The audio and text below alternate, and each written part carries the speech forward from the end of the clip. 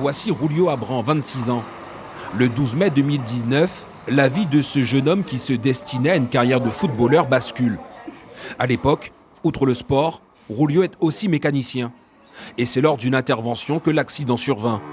Une machine d'une demi-tonne lui tombe dessus, sa colonne vertébrale se brise en 2 endroits et sa moelle épinière est touchée. Après 1 an et demi d'hospitalisation en Martinique, il est de retour chez lui en Guyane pour se ressourcer et poursuivre sa préparation physique et mentale, avec pour objectif la pratique du handisport à haut niveau. Julio souhaiterait participer aux épreuves d'athlétisme sur 100 et 200 mètres. Depuis 10 jours, il voit son coach 3 fois par semaine. Un défi pour les 2 hommes. Les exercices de renforcement s'enchaînent. L'effort physique est intense. Ce rythme-là, 3 fois par semaine, c'est pas... Comment on tient le coup? Mental. Parce que derrière, il y a quelque chose à faire, quelque chose de merveilleux à faire. Donc c'est là qu'il faut se faire mal.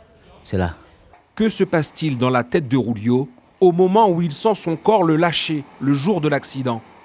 Où puiser la force de se reconstruire quand on se retrouve en fauteuil roulant du jour au lendemain? La première chose que je pense dans cet accident-là, c'est si je ne sors pas de là, je vais mourir. Je serai compressé, voilà. Et je me suis dit, la première chose réellement aussi que j'ai pensé, c'est mon football. C'est mon football parce que j'aimais énormément ça. Tous mes coéquipiers, tous mes amis qui sont fanatiques de ça et qui venaient me voir jouer au foot savaient que c'était la base, tu vois, qui me tenait debout.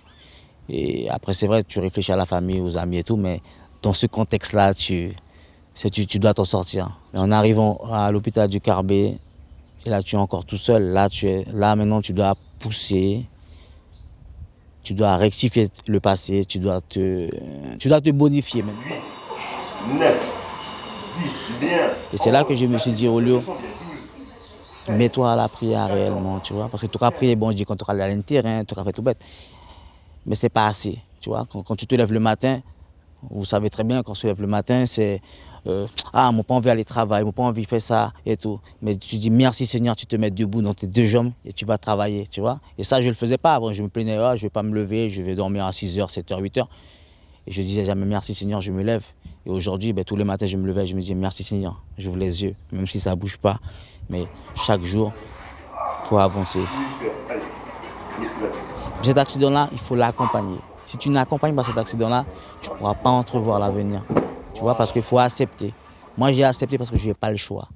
Parce que sinon, je ne serais même pas là, retourner en Guyane, me ressourcer et être en préparation. Ce qui m'empêche de rentrer en Guyane, c'est ça, les structures. Que je me sente bien, que je me sente chez moi, que je puisse me déplacer. Donc, j'ai une équipe qui m'attend en Martinique, qui me fait confiance. Même l'hôpital du Carbet est prêt à me soutenir, comme le petit jeune homme aussi qui m'a fait le déclic de ça. Donc, je parle sur ce projet-là, cette mission-là qui me tient à cœur de faire parce que je n'ai pas pu être peut-être footballeur. Mais après ça, il y a quelque chose de meilleur qui m'attend. Tu vois, je te dis ça, j'ai des frissons, il y a quelque chose de meilleur. Et je suis motivé. Je veux me faire mal avec ma canne pour arriver à me surpasser, de briller, d'être exceptionnel. Julio a de nombreux projets, sportifs, professionnels, pour lui, pour les autres. Un exemple de courage, de force et d'abnégation.